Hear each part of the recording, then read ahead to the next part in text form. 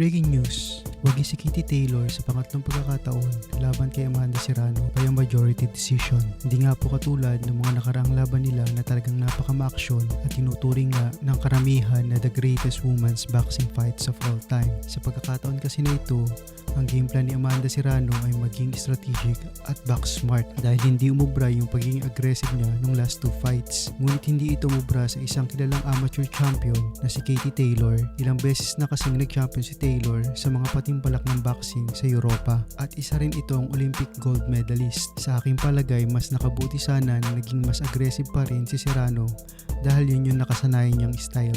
Mahirap kasing i-outbox ang isang may impresibong amateur pedigree. Sa ibang balita naman, naganap kanina ang weigh-in sa laban ni Jonas Sultan versus Katsuma Akitsugi sa Fresco, California. Tumimbang nga po si Jonas Sultan ng 119.8 pounds habang ang undefeated na hapon naman na si Akitsugi ay tumimbang ng 118.4 pounds. Makikita natin na bato-bato din ang tinaguriang One Punch Zoro na si Jonas Sultan. Abangan po natin ang laban niya bukas araw ng linggo dito sa Pilipinas. Ginanap din nga po ang kick-off Frescon ng laban ng David Haney, Brian Norman Jr.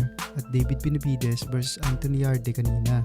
Ang sabi ni Norman Jr., ang parati daw nilang tinitingnan yung power niya. May lakas daw siya pero kailangan itong tumama. Kailangan daw ng IQ at pagsamahin ito lahat at iyon daw ang kakaibang ipapakita niya sa kanilang laban. Ayon naman kay Haney, hindi niya daw kalibel si Norman kasi ang mga kinakalaban niya ay hindi mga kilala at siya raw 8 years nang kinakalaban ang mga elite fighters. Magiging one-sided daw ang laban na pabor sa kanya. Hindi rin daw makakapanalo ang lakas at ang muscle sa laban, lalo na sa high level ng boxing. Ayon naman sa pre-fight analysis ni Atty. Ed Tolentino ng Boxer Shorts, ang dahilan ng pagiging underdog ni Pacman ay dahil sa edad nitong 46 at inactive ito ng 4 years.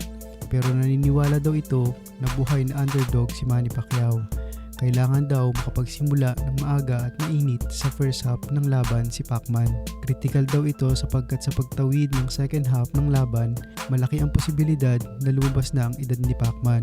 Magkaroon ng kumpiyansa si Barrios at mawawala yung intimidation factor ni Manny Pacquiao. Para kay Mario Barrios naman daw po, kinakailangan niyang iparamdam ang edad ni Manny Pacquiao at ang big factor daw yung left jab ni Barrios. Dapat daw po i-pressure niya ito at huwag itong hayaang makapagpahinga at kinakailangan niyang maging pisikal.